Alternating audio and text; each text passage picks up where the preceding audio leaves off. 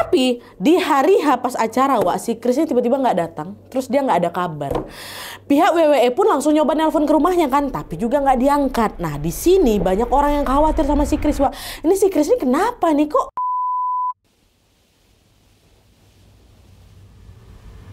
Hai, wassalamualaikum warahmatullahi wabarakatuh. Terima kasih sudah klik video ini. Di malam ini aku datang lagi dengan membawakan satu kisah kriminal yang pernah mengguncang dunia pada tahun 2007 yang lalu. Kalau kalian tahu reality show SmackDown, nah kasus ini tentang salah satu pegulat yang ada di sana, di mana ada seorang pegulat legendaris yang pernah dielu-elukan sebagai pahlawan di ring, tapi kemudian dia jatuh sedalam-dalamnya sampai namanya dihapus total dari sejarah pergulatan. Dia adalah Chris Benoit, seorang atlet gulat yang rela hancur demi profesinya sampai mempertaruhkan badannya, jiwa, dan juga keluarganya sendiri. Dari luar kasus Chris ini kelihatan sempurna kali, prestasinya banyak kali, penggemarnya udah ribuan gak terhitung, uangnya juga gak berseri. Tapi di balik semua itu ternyata ada tekanan besar yang perlahan menggerogoti hidupnya dan juga berujung pada tragedi yang mengguncang dunia. Dan yang bikin kasus Chris Benoit ini makin meledak lagi bukan cuma karena berakhir tragis ya, tapi karena dia ini juga jadi cermin rapuhnya industri hiburan olahraga. Dunia gulat di masa itu lebih sibuk memikirkan show dan tepuk tangan penonton aja nih daripada kesehatan para atlet-atlet mereka yang bertaruh nyawa di atas ring. Nah, penasaran gimana kisah selengkapnya? Jadi tanpa berlama-lama kita langsung masuk aja ke ceritanya ya. Check it out.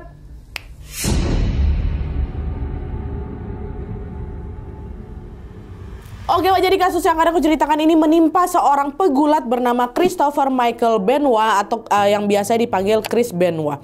Chris ini lahir pada tanggal 21 Mei 1967 di Montreal, Kanada. Ayahnya bernama Michael dan ibunya bernama Margaret.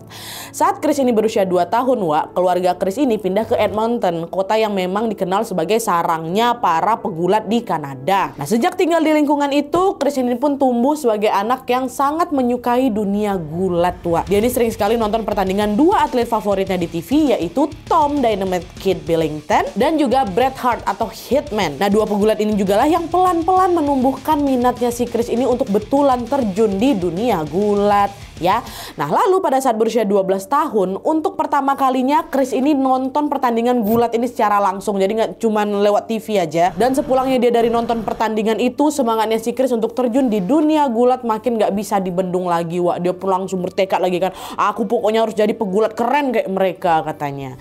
Nah, melihat keinginan anaknya, kedua orang tuanya si Chris itu mendukung penuh nih keinginan anaknya itu. Dan nggak lama setelah itu, mereka berdua pun mendaftarkan si Chris ini ke sekolah gulat bernama Hart Family Dungeon yang dilatih langsung oleh Stu Hart. Siapa Stu Hart ini? Ini adalah ayah dari Bret yang merupakan idolanya si Chris kali. Gitu. Nah, di sekolah gulat ini Chris ditempa habis-habisan, Dia latihannya keras, aturannya disiplin, tapi dia juga nggak sama sekali nggak pernah mau mundur tuh dari latihan yang lumayan berat itu.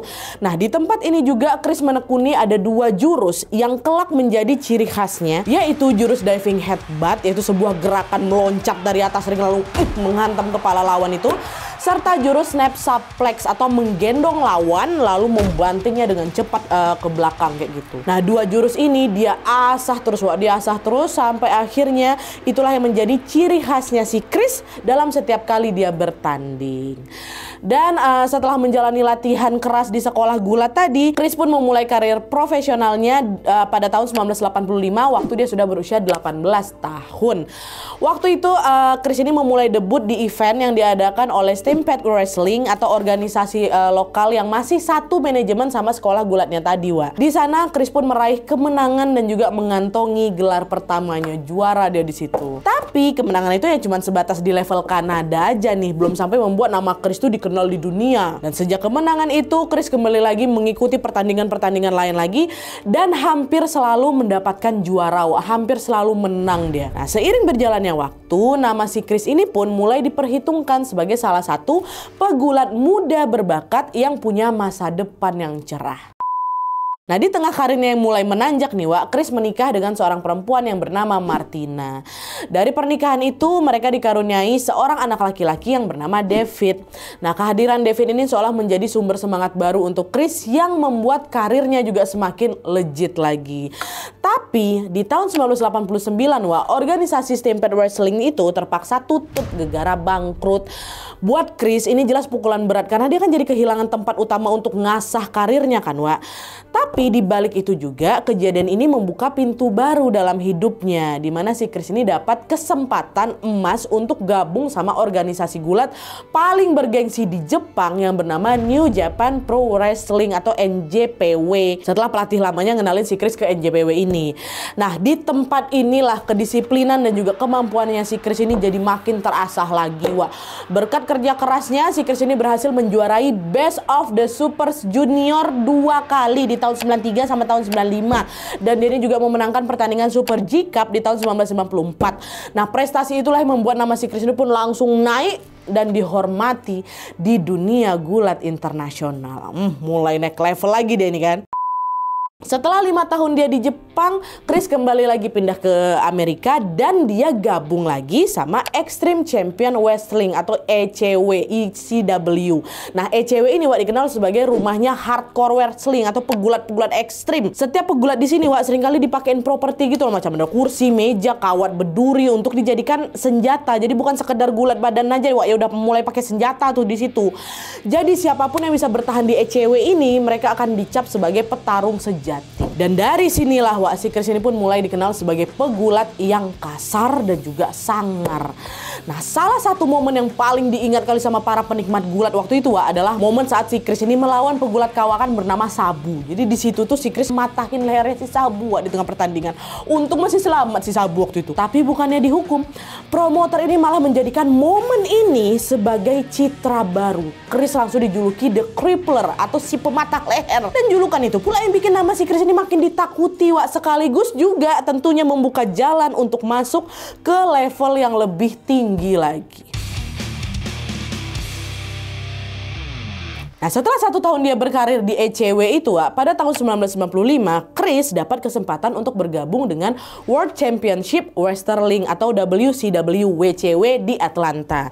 Nah, berbeda dengan ECW yang ekstrim, Wak, si WCW ini organisasi yang jauh lebih bergengsi lagi karena punya kontrak siaran sama TV nasional dan menjadi rumah dari pegulat-pegulat top dunia. Jadi bisa dibilang tampil di WCW ini baru udah main di liga utama gitu loh, Wak, kalau di sepak bola. Nah, di WCW ini nama pegulat bisa langsung mendunia, Wak, karena tayangnya kan disaksikan jutaan orang tuh kan di seluruh dunia pula. Nah, pas debut di WCW ini, Wak, si Chris ditandingkan melawan pegulat senior bernama Eddie Guerrero. Nah, di pertandingan itu si Chris ini kalah tipis, Wak, kalah tipis. Tapi gaya bertandingnya di sana, gaya bertandingnya yang rapi dan agresif langsung bikin penonton ini mikir, oh, ini si Chris ini bukan orang sembarangan nih. Bentar lagi dia pasti jadi pegulat keren yang pasti bakal disegani juga gitu penilaian dari penonton. Betul aja, Wak, nggak butuh waktu lama buat si Chris untuk dia bisa memenangkan pertandingan-pertandingan selanjutnya yang bergengsi di WCW. Si Chris ini berhasil merebut beberapa sabuk utama, mulai dari sabuk televisi WCW sampai ke sabuk kelas berat Amerika. Prestasi inilah yang membuat nama si Chris ini pun semakin melambung lagi, ya kan. Nah, seiring dengan karir yang cemerlang, ujiannya si Chris ini juga bukan cuma soal bantingan di atas ring aja, Wak. Di balik sorotan kamera ada drama juga yang tidak kalah panas, yang kadang lebih heboh daripada pertandingannya sendiri, ya. Dan FYI buat kalian yang mungkin belum tahu, Wak, ya, pertandingan gulat-gulat di TV itu tuh nggak cuma soal otot sama jurus saja, Wak. Di balik layar ada cerita dan ada skenario yang sengaja ditulis atau disetting biar penonton bisa kebawa emosi, ya, namanya juga TV, ya kan. Jadi ditentukan tuh siapa yang jadi jagoannya, siapa yang jadi penjahatnya, bahkan drama soal cinta segitiga tuh juga dimasukkan di sana supaya pertunjukan itu bisa makin seru lagi. Nah, waktu si Chris ini ditandingkan melawan seorang pegulat bernama Kevin Sullivan, Wak, si Kevin ini bukan cuma pegulat biasa memang, karena dia ini juga seorang penulis cerita di balik layar. Waktu tanding sama si Kevin ini bikin skenario seolah-olah istrinya yang bernama Nancy, yang juga seorang manajer pegulat, dibikin selingkuh sama si Chris. Settingannya kayak gitu. Awalnya skenario ini ya udah cuman memang gimmick, Wak, biar pertandingan makin panas, ya kan.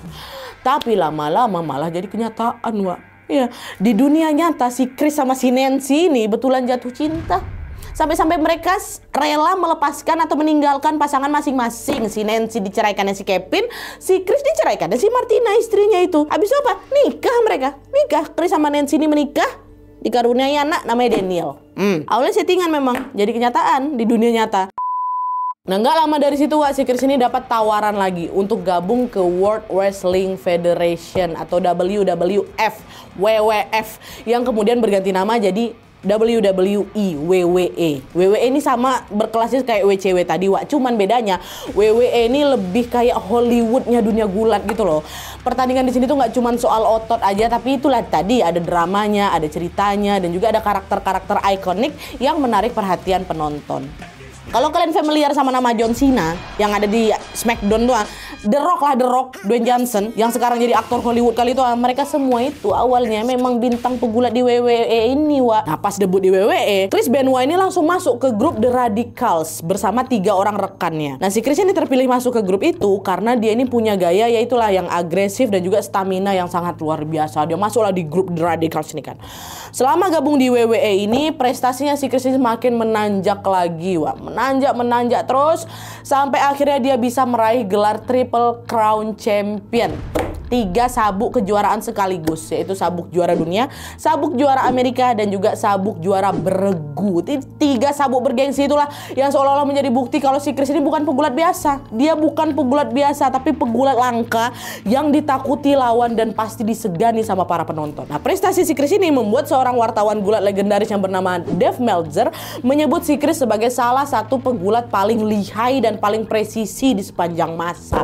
Bayangkan sama kalian, kalau diibaratkan Wak, di sepak bola tuh si Chris udah kayak Cristiano Ronaldo gitu mungkin. Dia punya skill teknis yang bagus, kedisiplinan yang tinggi, dan juga tentunya dia punya mental juara. Oke. Dari luar pokok kehidupan si Chris tuh kelihatan sempurna kali kan, Wak. Karirnya gemilang, keluarganya harmonis, uangnya nggak berseri. Pokoknya si Chris ini kelihatan kayak nggak punya kekurangan gitu. Tapi di balik itu nggak ada yang menyangka prestasi dan juga popularitasnya si Chris ini ternyata datang dengan harga mahal, Wak. Karena di balik gemerlapnya kesuksesan itu ada bayang-bayang gelap yang perlahan-lahan mengikuti hidupnya si Chris. Bayangan gelap itu yang kelak akan meledak menjadi suatu tragedi yang menghebohkan dunia. Masuk ke kejadian.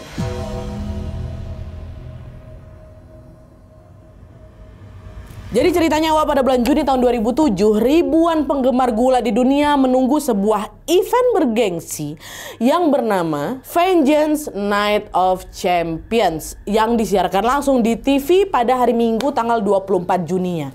Acara ini memang acara yang sangat ditunggu-tunggu, Wak, karena di sana akan ada penobatan pegulat-pegulat baru dan juga ada pemberian penghargaan untuk pegulat-pegulat legendaris. Salah satunya pasti si Chris Benoit nih. Tapi di hari H pas acara, Wak, si Chris ini tiba-tiba nggak datang, terus dia nggak ada kabar. Pihak WWE pun langsung nyoba nelpon ke rumahnya kan, tapi juga nggak diangkat. Nah, di sini banyak orang yang khawatir sama si Chris, Wak. Ini si Chris ini kenapa nih, kok dia nggak ada kabar? Nggak biasanya dia nggak ada kabar kayak gini gitu kan. Cuman karena mereka harus tetap menjalankan acara, pihak WWE pun belum terlalu memikirkan si Chris, Wak. Barulah di besok harinya, di hari Senin tanggal 25 Juni 2007, sahabatnya si Chris yang sesama pegulat bernama Shavo bilang ini ke pihak WWE, "Pak, kayak ada yang aneh lah, Pak, sama si Chris, Pak. Kemarin kan dia nggak muncul di acara penting nih, Pak. Aku juga baru ingat sehari sebelumnya, Pak, dia ngirimin pesan aneh ke aku," katanya. Aneh kayak gimana? Dia tiba-tiba ngasih alamat rumahnya. Terus sambil bilang, "Anjing-anjing aku ada di samping rumah ya. Kalau kau mau ke sini, pintu rumahku nggak dikunci kok." Gitu katanya. Shavo bilang lagi, "Nggak biasanya, Pak, si Chris ngirim pesan kayak gitu. Aku kenal dia udah lama kali, makanya aku langsung ini pasti ada yang aneh nih sama ini," gitu. Nah, karena takut kenapa-napa, pada saat itu juga pihak WWE ini langsung lah nelpon kantor polisi, Wak, di daerahnya, daerah tempat tinggal si Chris lah. "Pak polisi, Pak, tolong, Pak, teman saya namanya si Chris lagi nggak bisa dihubungi nih, Pak. Tolong Bapak datang ke rumahnya ya, alamatnya di sini disebutlah sama orang itu." "Oke, Pak, kami ke sana," kata polisi. Dah, polisi pun bergegas lah ini ke rumahnya si Chris. Polisi aja yang ke sana. Nah, pas nyampe sana, pintu depannya si Chris tuh betulan memang nggak dikunci, Wak. Jadi polisi bisa masuk tuh kan, masuk. Nah, anehnya situasi di rumah itu kelihatan sepi kali. Polisi coba manggil namanya, "Halo Chris, apa kamu di rumah?" Tetap nggak ada jawaban, Wak. Dengan perasaan was-was mereka menyusuri tiap ruangan yang ada di rumah itu, ya kan. Dan disitulah mereka dibuat tercengang, di mana di lantai ruang kerja mereka melihat Nancy, istrinya si Chris, udah tergeletak tidak bernyawa, Wak. Mati di situ. Pergelangan tangan dan kakinya terikat tali dan di sampingnya tergeletak sebuah kitab suci. Ya. Melihat kondisi itu polisi langsung yakin, ini ada yang nggak beres, ini ada yang nggak beres, pasti ada sesuatu yang mengerikan terjadi di rumah ini. Istrinya si Chris. Polisi pun segera langsung memeriksa ruangan yang lain tuh. Dan pas ngebuka pintu kamar tidur, mereka kembali menemukan Daniel, anaknya si Chris yang waktu itu masih 7 tahun, Wak. Terbujur kaku juga di atas ranjang. Nggak ada darah memang, tapi nggak ada luka juga. Wajah polosnya si Daniel ini seakan-akan masih macam terlelap dalam tidurnya, tapi udah mati juga. Dan sama kayak Nancy, Wak, ada sebuah kitab suci di samping jasadnya si Daniel. Ada 2. Dan meskipun masih syok atas penemuan 2 mayat itu, polisi masih harus tetap menyusuri tempat lain karena tugas mereka belum selesai, ya kan. Dan mereka cari lagi ke ruangan lain. Waktu nyampe di ruang gym, Wak, polisi menemukan Chris Benoit di situ dan juga sudah meninggal. Tubuhnya bersandar di lantai, lehernya terjerat kabel yang diikat ke alat barbel, dan di dekat jasadnya juga ada kitab suci yang diletakkan rapih di lantai, persis kayak yang ditemukan di jasad Nancy dan juga Daniel. Seolah-olah ada pola yang memang sengaja dibuat. Tewas Chris Benoit di situ. Pegulat terkenal kayaknya tewas di situ. Sama keluarganya pula. Pemandangan inilah yang bikin polisi langsung sadar ini tragedi ini pasti bukan tragedi, bukan sekedar tragedi biasa, bukan sekedar kematian biasa. Dari jenis luka yang ditemukan, besar kemungkinan si Chris ini menghabisi nyawa istrinya dulu, menghabisi nyawa anaknya dulu, sebelum akhirnya dia bundir, menghilangkan nyawanya sendiri. Itu dugaan awalnya polisi, Wak. Nah, untuk memastikan dugaan itu, polisi membawa mayat ketiganya ke rumah sakit untuk diotopsi, kan. Dan begitu kabar ini pecah ke publik, Wak, bisa bayangkan kalian kan, dunia gulat langsung gempar di sana. Media-media besar di Amerika ramai-ramai memberitakan tragedi Chris hingga membuat pecinta gulat di seluruh dunia shock berat. Hah? Apa? Chris Benoit bunuh diri, satu keluarga yang mati, seheboh kayak itulah, Wak. Bisa kita bayangkan kan seheboh apa? Pertanyaan besar itu akhirnya terjawab setelah hasil otopsi diumumkan, Wak. Pada saat itu tim forensik menyimpulkan Nancy, istrinya ini meninggal dulu, tepatnya di tanggal 22 Juni tahun 2007 atau 3 hari sebelum mereka ditemukan. Terus di punggungnya si Nancy rupanya ditemukan ada luka memar, Wak, bekas pijakan lutut yang mengindikasikan bahwa punggungnya ini sempat diinjak oleh pelaku. Ya kan, ini berarti si Nancy bukan bunuh diri, tapi dia dibunuh dengan cara lehernya dijerat sama tali, oke? Dan supaya jeratannya itu makin kuat lagi, si pelaku ini diinjaknya punggungnya si Nancy ini pakai lutut, sampailah itu punggungnya memar. Itu Nancy. Sementara Daniel, Wak, anaknya ini diduga meninggal sehari setelah si Nancy atau di besoknya 23 Juni tahun 2007. Di dalam tubuhnya Daniel ditemukan ada obat anti kecemasan, dosis dewasa yang nggak lazim dikonsumsi anak kecil. Dari sini tim forensik pun menyimpulkan kalau kemungkinan Daniel ini diracuni obat anti cemas sampai dia ngantuk terus dia tidur. Nah, setelah tidur inilah baru Daniel dicekek sampai akhirnya meninggal dunia. Untuk jasadnya si Chris, hasil otopsi menunjukkan tidak ada tanda perlawanan ataupun luka lain selain cedera leher akibat gantung diri itu. Dan selain itu, waktu kematiannya si Chris ini diperkirakan tanggal 24 Juni 2007 atau sehari setelah kematiannya Daniel, 2 hari setelah kematiannya si Nancy. Nah, dari hasil luka-luka yang ditemukan ditambah lagi dari analisis waktu kematian, polisi akhirnya sangat yakin bahwa si Chris inilah yang memang sudah menghabisi nyawa istri dan juga anaknya. Baru akhirnya dia mengakhiri hidupnya sendiri. Orang Nancy dulu mati, baru anaknya, baru terakhir dia. Nah, di situ ada dugaan kayaknya si Chris ini sempat nyesal udah ngabisin nyawa 2 orang terdekat ini, Wak. Karena itulah dia pun naruh kitab suci di samping mereka seolah-olah pengen nebus kesalahannya kayak gitu. Habis itu dia ngakhirin nyawanya sendiri. Gitu. Setelah tahu fakta ini, masyarakat makin penasaran lagi. Kenapa Chris? Kenapa kamu tega ngelakuin itu, ya kan? Bukannya hidup kalian juga kelihatan baik-baik aja. Dan gak cuma masyarakat aja yang heran, Wak. Orang tuanya si Chris pun gak habis pikir sama kejadian ini. Orang tuanya si Chris, mereka sampai bilang ke polisi, Chris tuh gak mungkin ngelakuin tindakan kayak gitu, Pak. Saya orang tuanya, saya tahu betul anak saya ini orangnya baik, Pak, penyayang. Ini pasti ada yang salah nih sama dia. Pasti ada sesuatu yang salah di diri dia, kata gitu. Publik jadi makin penasaran lagi kan, kalau orang tuanya sendiri aja nggak percaya, berarti ada sesuatu yang lebih dalam di sini nih. Nah, dari sinilah, Wak, teori-teori pun mulai bermunculan, mulai dari penyidik, pakar medis, sampai orang-orang terdekatnya si Chris. Ada apa dengan Chris sebenarnya? Masuk.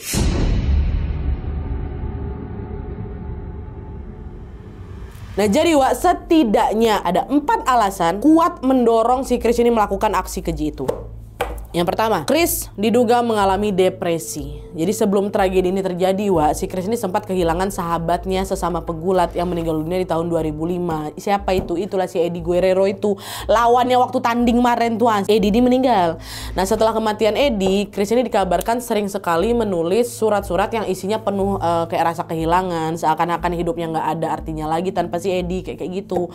Bahkan menurut pengacara keluarganya si Chris, Wak, di salah satu suratnya, si Chris ini nulis kalimat bilang, Eddie, aku akan segera bersamamu, kayak gitu. Nah surat inilah yang mengindikasikan si Chris ini ada intensi kuat untuk menghilangkan nyawanya dan menyusul mendiang sahabatnya itu faktor pertama.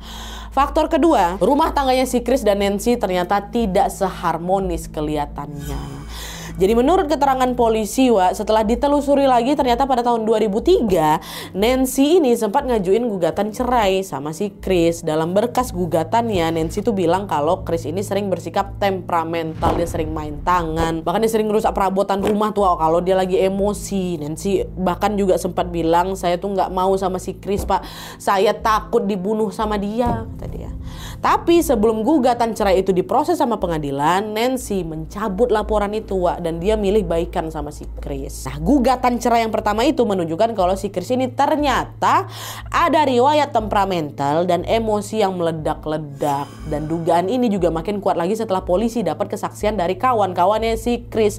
Mereka bilang ke polisi kalau rumah tangga si Chris sama Nancy akhir-akhir ini memang lagi ada banyak masalah, Pak, gitu. Bahkan Chris sendiri beberapa kali kok ngaku kalau pernikahan aku sama Nancy kayak udah di ujung tanduk lah ini. Aku nggak tahu bisa bertahan sampai kapan gitu. Dia pernah ngomong kayak gitu sama kawannya. Jadi bisa dibilang hubungannya si Chris sama Nancy ini memang tidak baik-baik saja lah gitu. Terus ketiga, Chris diduga mengalami stres gara-gara kesehatan Daniel yang ternyata menderita Fragile X syndrome, yaitu apa? Kelainan genetik yang membuat pertumbuhan tubuhnya itu terhambat. Jadi di usia 7 tahun itu, tubuh Daniel ini terlihat masih sekecil anak 4 tahun gitu. Hal itulah yang membuat banyak pihak menduga kalau kondisi ini jadi beban yang berat untuk si Chris dan membuat dia ini jadi tertekan secara mental. Dan faktor keempat yang paling populer dipercaya oleh banyak orang adalah si Chris ini mengalami kerusakan otak yang dikenal dengan nama Chronic Traumatic Encephalopathy atau CTE ya. Penyakit ini biasanya selalu muncul di atlet olahraga keras kayak tinju, kayak football dan juga gulat, karena kepala mereka kan sering kali kebentur keras kan, Wak. Chris sendiri disebut sudah berkali-kali ngalamin geger otak loh, tapi sayangnya di zaman itu memang belum ada aturan medis yang ketat waktu itu. Jadi meskipun kepala si Chris itu cedera, jadi tetap dipaksa naik ke ring. Dan ditambah lagi si Chris ini kan sering pakai jurus diving headbutt itu, Wak, headbutt andalannya itu yang bikin kepalanya jadi makin sering kebentur lagi kan. Dan setelah ada dugaan yang keempat tadi, Wak, keluarga si Chris pun akhirnya nyerahin tuh organ otaknya si Chris untuk diteliti sama forensik. Dan hasilnya betul-betul bikin publik terhenyak, Wak. Kalian tahu apa? Ternyata jaringan otaknya si Chris ini sudah rusak parah dan setara sama pasien Alzheimer umur 85 tahun. Padahal si Chris waktu itu masih umur 40 tahun, Wak. Nah karena inilah banyak pihak yang percaya kerusakan otak ini membuat si Chris ini berubah drastis sikapnya. Dia jadi pemarah, temperamental, dan juga kesulitan mengendalikan emosi. Dan hal ini diperparah lagi dengan dia stres itu kan, sahabatnya meninggal, rumah tangganya nggak baik-baik aja, dan juga kondisi anaknya lagi nggak sehat. Jadi bisa dibilang semua faktor ini saling berkaitan dan akhirnya meledak menjadi suatu tragedi berdarah yang itu menewaskan anak, istri, dan juga si Chrisnya sendiri. Kasus mengerikan ini tentunya menjadi tamparan keras bukan cuman buat keluarganya aja, Wak. Bukan cuma untuk penggemarnya aja, tapi juga untuk WWE, perusahaan yang selama ini membesarkan namanya si Chris. Bayangin aja, Wak, bintang pegulat yang mereka banggakan ternyata terlibat kasus segelap ini ya kan. Publik jadi bertanya-tanya, terus gimana nih responnya WWE? Apa yang bakal mereka sampaikan ke penonton nih gitu kan. Nah dari sinilah langkah dan juga responnya WWE mulai jadi sorotan, Wak.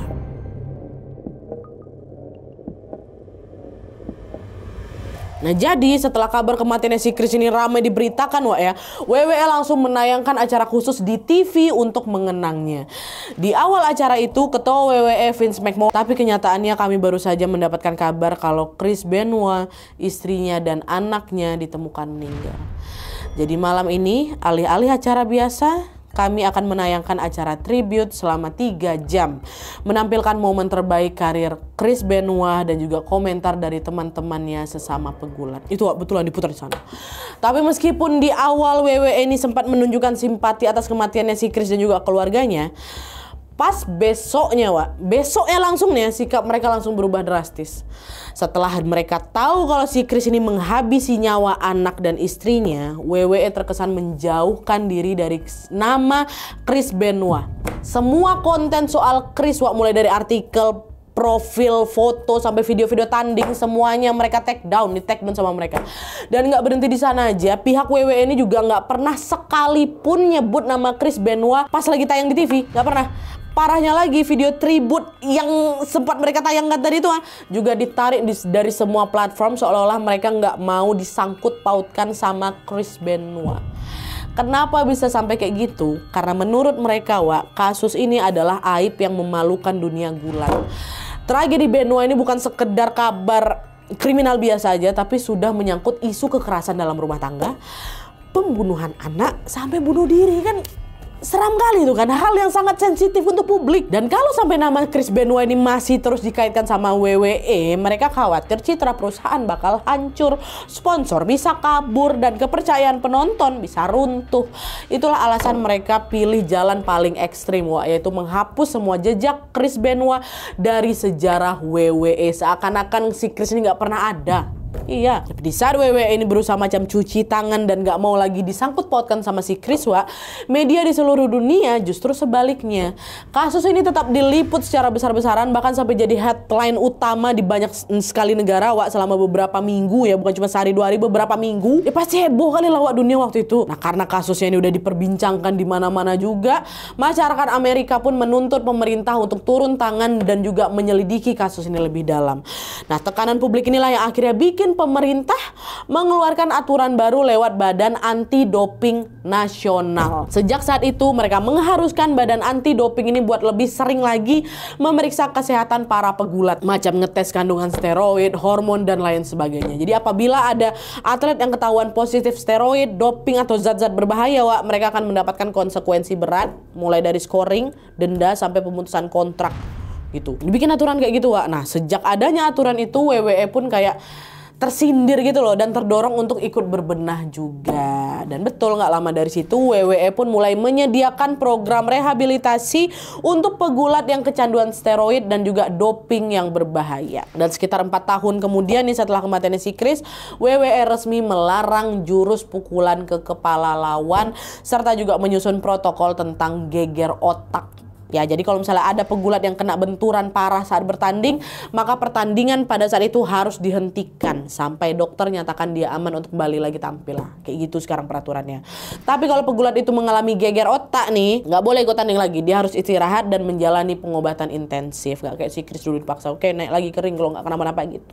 Hal ini dilakukan untuk meminimalisir geger otak dan juga mencegah terjadinya kerusakan otak atau CTE, seperti apa yang dialami sama si Chris tadi. Nggak berhenti di sana, pihak WWE ini juga mulai memperhatikan kesehatan mental para atletnya. Jadi mereka bekerja sama dengan konselor, sama psikiater, dan juga sering sekali mengadakan event edukasi soal stres dan juga depresi untuk mencegah terulangnya kasus tragis yang dialami sama si Chris Benoit ini. Bebenah juga lah mereka. Tapi meskipun WWE ini mulai berbenah, sikap mereka ke almarhum Chris tetap sama. Mereka memperlakukan seolah-olah nama Chris Benoit ini adalah hal yang tabu dan nggak boleh lagi dibahas sama sekali. Bagi WWE, membahas namanya itu sama aja macam mempertaruhkan citra mereka gitu loh, sebagai media hiburan yang menjunjung tinggi kali nilai sportivitas. Dalam sportivitas, setiap atlet idealnya bersikap sebagai teladan yang menjunjung tinggi kejujuran dan juga keadilan, bukan malah jadi pelaku kekerasan atau bahkan tindakan keji seperti menghabisi nyawa orang-orang yang dia cintai. Dan sejak saat itu, si Chris Benoit ini bukan lagi dikenang sebagai legenda di atas ring, tapi dia dikenang sebagai luka paling kelam dalam sejarah gulat profesional. Chris Benoit. Oke, wah, jadi itu tadi tragedi yang menimpa pegulat legendaris bernama Chris Benoit. Dari luar, wah, orang tuh cuman lihat seberapa banyak piala yang dia raih, ya kan, sabuk yang dia dapat, seberapa banyak jumlah penggemarnya, dan seberapa sering kamera nyorotin dia, ya kan. Tapi di balik itu ternyata Chris Benoit ini menyimpan luka yang menganga tanpa pernah betul-betul diobati. Cedera yang menumpuk, tekanan batin, sampai emosi yang gak tertangani, ini semua itu perlahan-lahan jadi beban yang akhirnya meledak, ya, wah, ya. Kisah Chris ini jadi tamparan keras sekali, bukan cuman untuk dunia gulat, wah, tapi untuk kita semua. Karena sehebat apapun pencapaian seseorang, kita nggak pernah tahu apa yang dia simpan di balik senyumannya itu, di balik kesangaran. Kita nggak pernah tahu. Kalau aja waktu itu si Chris ini dapat penanganan yang tepat untuk ngobatin si geger otaknya itu atau mentalnya yang nggak stabil, kan, bisa jadi kejadian mengerikan itu nggak pernah terjadi. Tapi apalah daya, karena semuanya udah terjadi, mau cakap apa lagi? Kita doain aja semoga ada banyak sekali pihak yang benar-benar mengambil hikmah dari kasus ini, wah, ya, dan semoga kejadian yang serupa tidak pernah terulang lagi ke depannya. Amin ya robbal alamin. Oke, wah, jadi sekian dulu videonya. Terima kasih banyak yang sudah menonton. Kalau kalian suka video ini, klik like-nya. Jangan lupa komen di bawah yang tidak ada, dan saran-saran untuk selanjutnya. Jangan lupa nyalain notifikasinya supaya kalian tahu kalau aku upload video baru. And as always, jangan lupa untuk klik tombol subscribe supaya kalian sama-sama tahu informasi menarik dan menegangkan dari channel aku. See you next video, bye.